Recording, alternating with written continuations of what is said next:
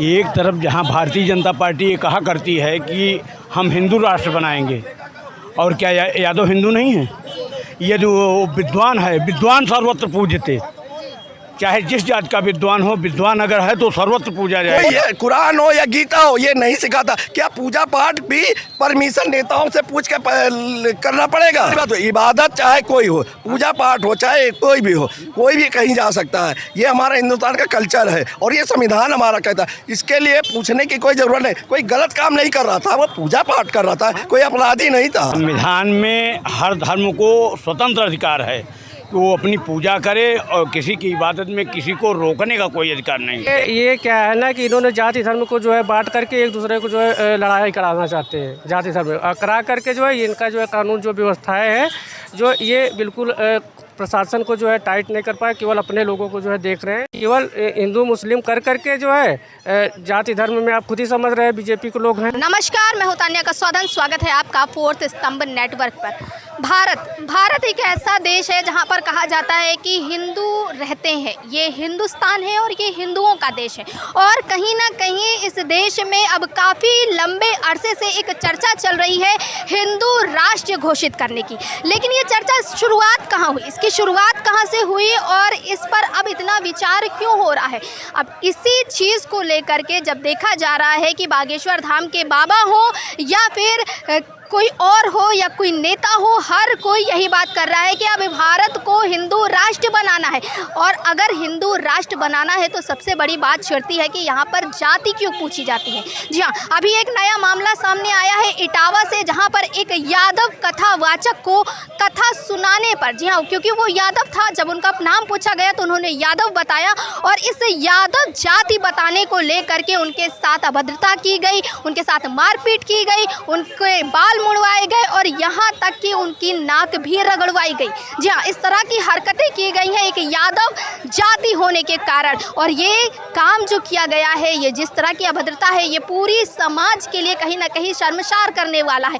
तो अब जाति पर चर्चा क्यों हो रही है? लंबे अरसे से जाति पर चर्चा हो रही है। तो इसी सवालों को लेकर के आज हम उत्तर प्रदेश की जनता से पूछना चाहते हैं कि आखिर जाति क्यों पूछी जाती है और जाति पर अब राजनीति क्यों हो रही है, ये मुद्दा क्यों उछला है। तो हमारे साथ बात करने के लिए कुछ लोग हैं इस समय। सर, क्या कहना चाहेंगे कि जिस तरह से जाति धर्म पर अब राजनीति भी हो रही है और कहीं ना कहीं ये आम जनता का भी मुद्दा बन गया है कि जाति को लेकर के पहले भी भेदभाव देखा जाता था और अभी फिर से एक बार यही चीज़ दोहराई जा रही है, तो क्या लगता है कि इस तरह की अराजकता रुकनी चाहिए? देखिए, ये जो घटना हुई है निश्चित रूप से निंदनीय है, लेकिन इस पे विचार करने वाला है कि ये घटना क्यों हो रही है।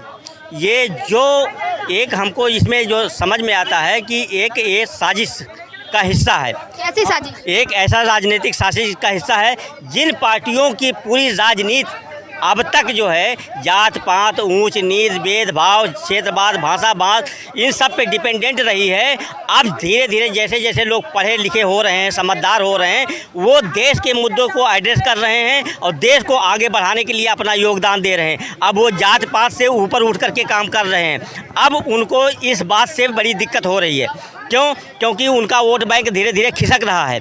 तो ऐसी घटनाएं जो हो रही हैं, इस पे बहुत सावधान हो करके जो वर्तमान सरकार है इस पे देखना चाहिए और जो दोषी हैं उनको दंडित करना चाहिए। और जो लोग बता रहे हैं आप घटनाएं पुनः ना हो, इस पे भी जो है अंकुश लगाने का प्रयास करना चाहिए। और ये जो आपने राजनीति का मुद्दा बताया है कि इसमें राजनीतिक एंगल शामिल है, क्या लगता है कौन सी पार्टी हो सकती है, बता सकते? देखिए, इसमें पार्टी का किसी पार्टी का नाम नहीं है। सारे लोग जानते हैं जो है कि जिनकी राजनीति जात पात ऊंच नीच पर डिपेंडेंट है, वो निश्चित रूप से ऐसी घटनाएं होती हैं और कभी कभी ऐसी घटनाएं सरकार को बदनाम करने के लिए भी होती हैं। इसलिए गवर्नमेंट को सावधान रहना चाहिए और जो लोग दोषी हैं उनको दंडित करना चाहिए और उनको इस तरीके की घटना पुनरावृत्त ना हो, इस पर भी ध्यान देना चाहिए। तो इनका कहना है कि ये एक तरह की साजिश भी हो सकती है सरकार को बदनाम करने के लिए।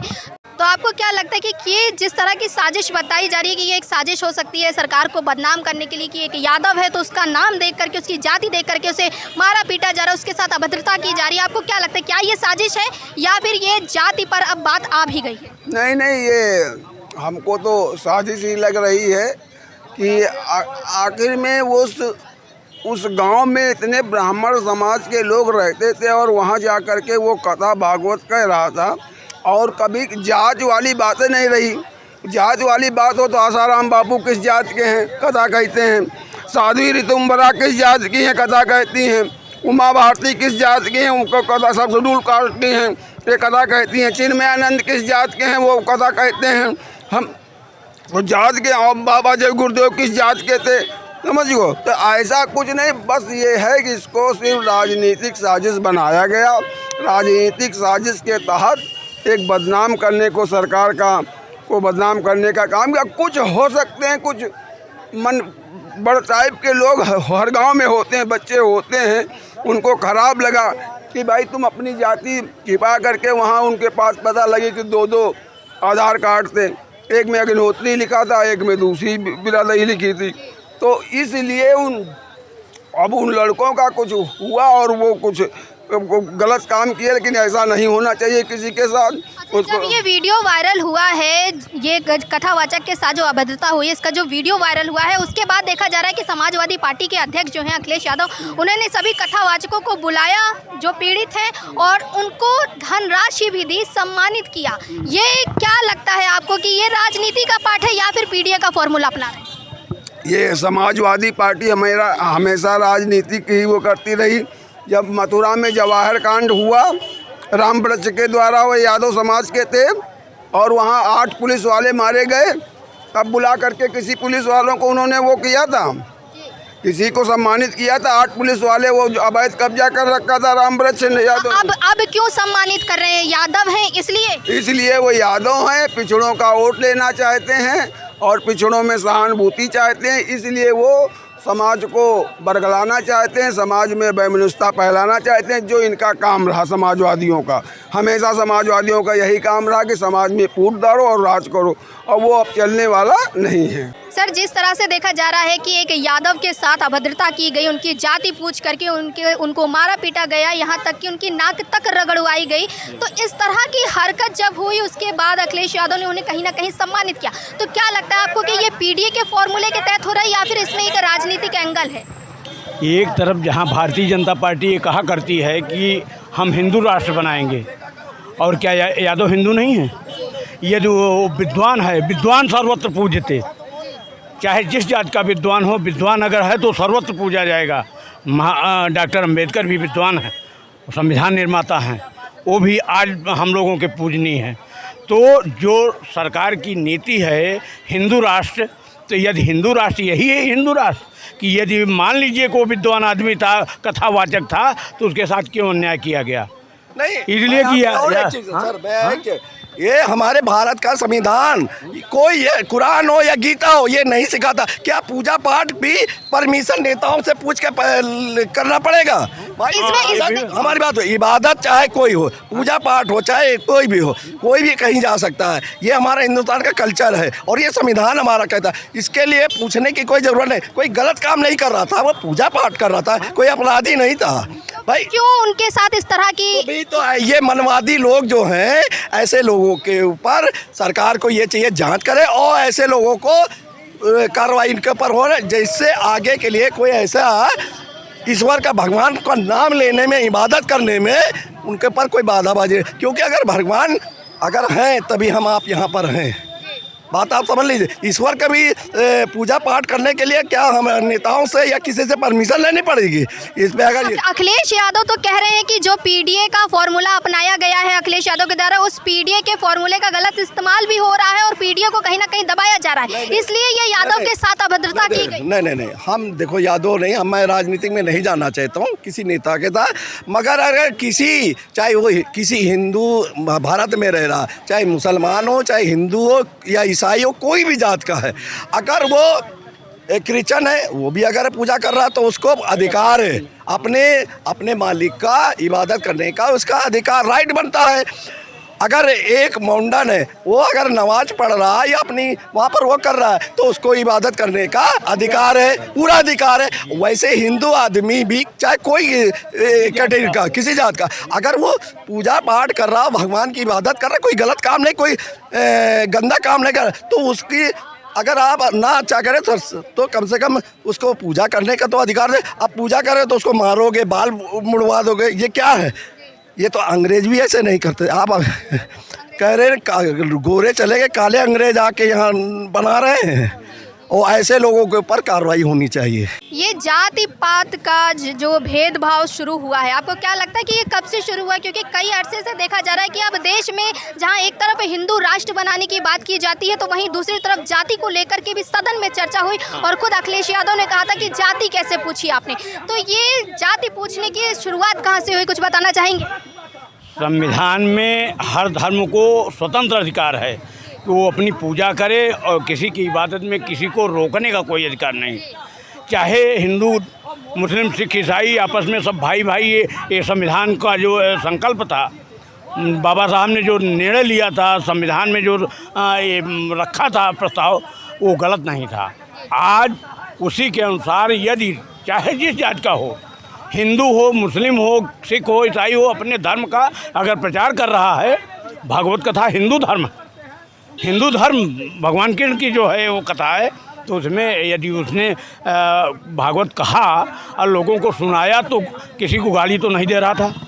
लेकिन ये जाति पूछने का जो ट्रेंड चला है, ये कब से चला? आपको क्या लग रहा है कि सरकार बदली है तब से शुरू हुआ है या पहले से आता? सुनिए, सदियों से लोगों को दबाया गया, और आज वो वही भाई, अब लोग जागरूक हो चुके हैं, तो अब चाहते हैं कि हम भाई अपने धर्म, अपने निर्णय का पर कायम रहें, तो इसीलिए जो है इनको जो है दबाया जा रहा है। अब मेन चीज़ ये है, मुख्य चीज़ ये है कि आज हिंदू राष्ट्र के नाम पर पिछड़ी जातियों को, अल्पसंख्यक इन और जो अनुसूचित जातियां हैं, सबको दबाया जा रहा है। इस सरकार का ये लक्ष्य। इस सरकार में नौकरी वोकरी कुछ नहीं है, बस केवल बरगला कर उनका वोट लेने के लिए सारी फितरत खेली जा रही है। जैसे कि अभी आपने देखा कि आपके साथ जो अभी जिला अध्यक्ष जी खड़े थे, इन्होंने बोला कि कहीं ना कहीं जो सरकार है उसका एक एम है, एक लक्ष्य है कि पिछड़े, दलित और अल्पसंख्यकों को दबाया जाए। क्या लगता है आपको कि इस तरह की चीज़ें हो रही हैं, आपको दिखाई दे रही हैं?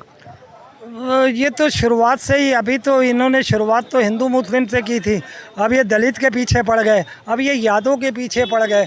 मुझे नहीं समझ में आता कि पंडित अगर ज्ञानी है वो पूजा पाठ कर सकता है और यादव भी पूजा पाठ कर सकता है, तो फिर ये सिर्फ एकाधिकार पंडितों का क्यों हो, यादव समाज क्यों ना हो, या क्यों कोई भी दूसरा क्यों ना हो?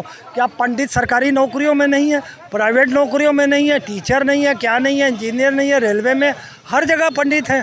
तो अगर पंडित पूजा भी करता है तो वो भी गलत नहीं है।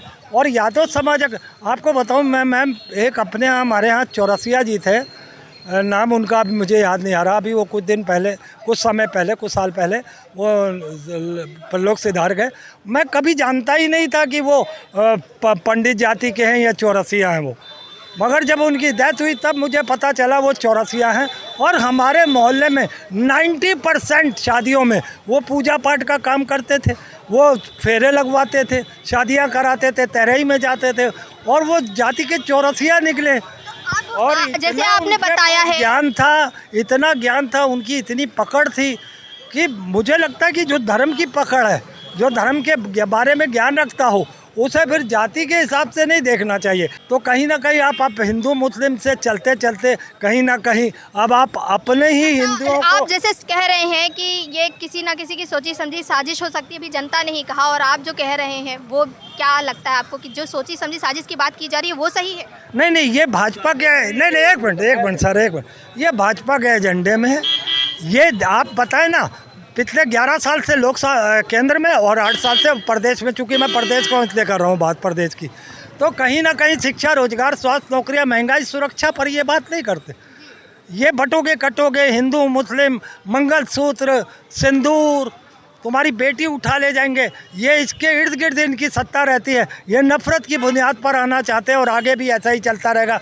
मगर देश की जनता ने केंद्र में जिस तरीके से नरेंद्र मोदी को सबक सिखाया, 240 पे लाके पटकने का काम किया, वैसे ही योगी आदित्यनाथ को 2027 में उसको भी नस्तो नाबूद करते हुए सत्ता से बाहर का रास्ता दिखाएंगे। चलिए 2027 में क्या होगा ये तो आने वाला वक्त ही बताएगा, लेकिन अभी जो बात चल रही है वो जाति के ऊपर बात चल रही है। तो हम और भी लोगों से बात करते हैं और जानते हैं कि आखिर उनका क्या कहना है। तो आपको क्या लगता है कि जिस तरह से देखा जा रहा है कि कथावाचक के साथ सिर्फ यादव होने के कारण अभद्रता की गई, तो क्या लगता है कि ये जो एक ट्रेंड चल रहा है इस समय जाति पूछने का, ये कब से शुरू हुआ? क्या सरकार बदलने से हुआ या फिर ये पहले से ही चला आ रहा है? क्योंकि अब देखा जा रहा है कि सदन में भी बात उठ रही है कि जाति कैसे पूछी आपने, लोगों को कैटेगराइज किया जा रहा है, तो ये क्या सही है?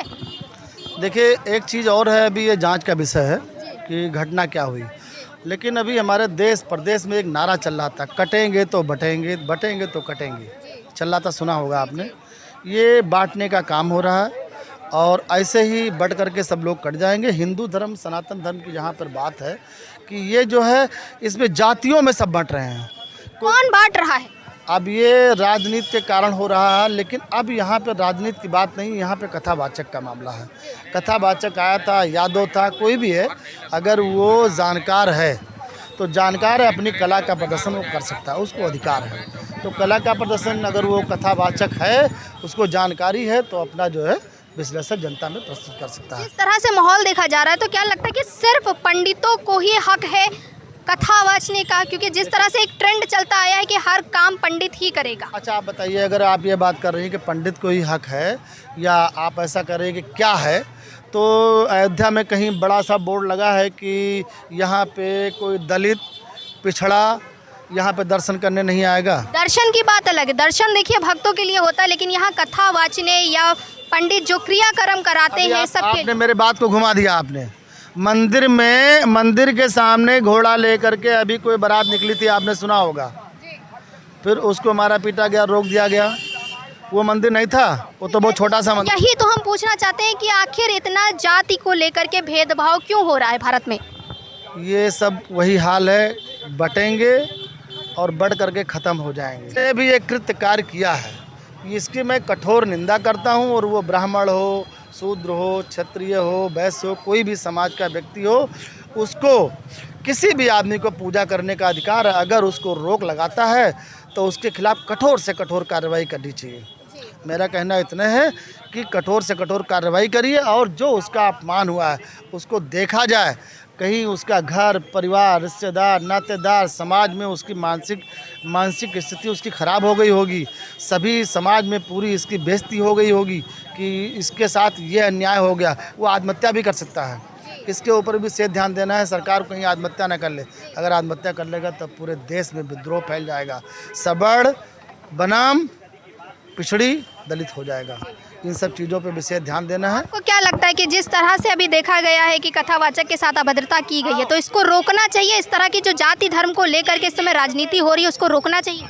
अब देखिए, वहाँ इटावा है, जो राजधानी समझिए, एक तरह से उत्तर प्रदेश की एक राजधानी समझ जो इटावा है, और वहाँ जब नहीं इस तरह का लोगों को ज्ञान हो पा रहा है तो पूरे उत्तर प्रदेश या देश में कहाँ हो पाएगा। और भी उस तरह से अभी घटना एक देखी होंगी कि जो लोकसभा में जो दलित प्रमोशन था, जो मजबूती देता है देश को, और वहाँ डोमोशन किया गया कुछ प्रमोशन का, और उसके बाद भी डोमोशन किया गया, डोमोशन पर डोमोशन किया गया। उसके बाद इन्होंने फिर आगे जाना चाहते हैं पिछड़ा, और पीछे के नहीं ले जाना चाहते हैं, तो फिर क्या देश की दशा होगी वो आप देखिए। हमको कहना का है। आपको क्या लगता है कि जिस तरह देखा जा रहा है कि हमारे उत्तर प्रदेश में एक तरफ पीडीए का फॉर्मूला चल रहा है, पिछड़ा दलितों की बात हो रही है, सभी पार्टियां इस समय पिछड़े और दलितों अल्पसंख्यकों को साधने की कोशिश कर रही है, साथ लाने की कोशिश कर रही है अपने, लेकिन दूसरी तरफ इस तरह की घटनाएं हो रही हैं, कहीं यादवों को मारा जा रहा है तो कहीं दलितों के साथ अत्याचार हो रहा है। आपको क्या लगता है कि इस तरह की घटना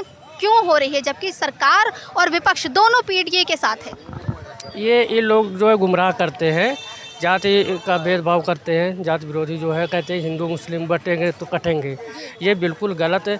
ये लोग जाति में तो कह देते हैं, प्रचार कर देते हैं, लेकिन इन लोग उसकी जो है उस चीज़ को कह करके इन लोग जो है बाद में अलग अलग करके उसे यादव को चाहे मारे, चाहे मुस्लिम को मारे, चाहे दलितों को मारे। यही चीज़ अगर यही समाजवादी की पार्टी की सरकार थी, इस तरह की घटनाएँ कभी नहीं हुई कि कोई पूजा करते हुए उसको मंदिर में जो है मार दिया जाए, बाल काट दिया जाए। ये सब कभी हुआ है? मंदिर के सामने घोड़ा लेके जाया जाए तो घोड़े वाले को जो है मार दिया जाए, कभी ऐसा सुनिए? कभी नहीं हुआ। यही आप देख लीजिए कि गंगा मैया उनको सद्बुद्धि दे। ये आप देख रहे प्रयागराज में महाकुंभ हुआ था, कितने लोगों ने जो है कम से कम 70-72 जो है पीपा पुल बनाया गया था। आप जानती हैं इतनी रोडें गंगा मैया में बनाई गई थी, रोडें न्यू बनाई गई थी और चौड़ीकरण कराई गई थी, कम से कम 7-8 रोडें। लेकिन उन्होंने उनका मैनेजमेंट मुख्यमंत्री का देखिए या मैनेजमेंट जो संभाला तो वो देखिए कि इनके कार्यकाल में जो 2 केवल रोडें केवल चालू की गई थी, सारी रोडें जो है इनकी बंद कर दी गई थी, पूरी बैरिकेडिंग कर दी गई थी। उसके बाद 70-72 पीपा पुल बनाया गया था, जिसमें से 2 पीपा पुल खोला गया था, जिसमें से 3 बार जो है भगदड़ हुई थी।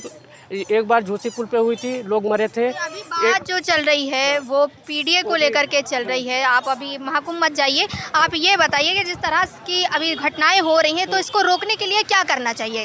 ये क्या है ना कि इन्होंने जाति धर्म को जो है बांट करके एक दूसरे को जो है लड़ाई कराना चाहते हैं। जाति धर्म करा करके जो है इनका जो है कानून जो व्यवस्थाएं हैं जो ये बिल्कुल प्रशासन को जो है टाइट नहीं कर पाए, केवल अपने लोगों को जो है देख रहे हैं। कौन केवल हिंदू मुस्लिम कर करके जो है जाति धर्म में आप खुद ही समझ रहे हैं, बीजेपी के लोग हैं, खुद ही समझते हैं जो है यादव मुसलमान छोड़ दीजिए, दलित को छोड़ दीजिए, तो कौन बच रहा है, खुद ही समझ सकते हैं। आपका कहना है कि ये जो घटना हुई है इसमें जो जिन लोगों ने मारपीट की है, अभद्रता की है, वो बीजेपी के लोग हैं? बिल्कुल ये उनके आदमी लोग हैं, उन्हीं के लोग हैं। कैसे कह सकते हैं आप, कोई प्रूफ? भाई ये प्रूफ इसलिए कह सकते हैं कि अगला आदमी अगर कोई और होता, यही मुस्लिम होता, तो उसका घर गिरा दिया गया होता। आप समझ सकती हैं, उसका घर बिल्कुल गिरा गया होता, और यादव होता तो उसका भी घर गिरा दिया होता। अब लोग मरवा गया है उनका क्वार्टर। क्या लगता है कि अब अभी कोई कार्रवाई नहीं होगी?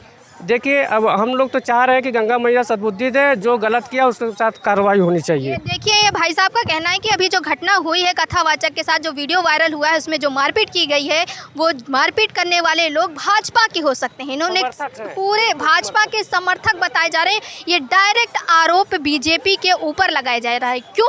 क्योंकि सिर्फ जाति पूछी गई है और सरकार उनकी है, जैसे इन्होंने कहा भी कि सरकार उनकी है। तो देखा आप सबने कि कैसे उत्तर प्रदेश की जनता में आक्रोश देखा जा रहा है कि जिस तरह से अभद्रता की गई है, जाति पूछ करके एक यादव कथावाचक के साथ मारपीट की गई है, उनकी नाक रगड़वाई गई है, इस तरह की जो बदसलूकी की गई है उनके साथ, ये पूरी तरह से गलत है, ऐसा उत्तर प्रदेश की जनता का कहना है। वहीं दूसरी तरफ अगर हम राजनीतिक एंगल की बात करें तो कथावाचक और उनके साथियों को अखिलेश यादव, जी हाँ, सपा के अध्यक्ष अखिलेश यादव ने उन्हें बुलाया और उन्हें सम्मानित किया, और साथ ही उन्हें धनराशि भी दी गई। एक जगह 51,000 की और एक जगह 21,000 की धनराशि भी दी गई है। तो ये कहीं ना कहीं एक राजनीतिक एंगल है। वहीं सपा का कहना है कि ये सिर्फ और सिर्फ बीजेपी का कराया धराया है, क्योंकि सरकार उनकी है और जाति धर्म पर जो राजनीति हो रही है वो कहीं ना कहीं सरकार लोगों को बरगलाने का काम कर रही है, भटकाने का काम कर रही है। तो असलियत क्या है ये तो जांच के बाद ही पता चलेगा, जब छानबीन की जाएगी। लेकिन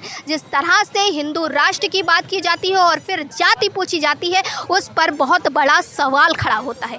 तो सवाल ये जो खड़ा हुआ है उसका आगे जवाब मिलेगा या नहीं, ये तो आने वाला वक्त ही बताएगा। तब तक के लिए जुड़े रहिए फोर्थ स्तंभ नेटवर्क के साथ। कैमरा पर्सन रमन के साथ मैं तान्या कसौधन, लखनऊ।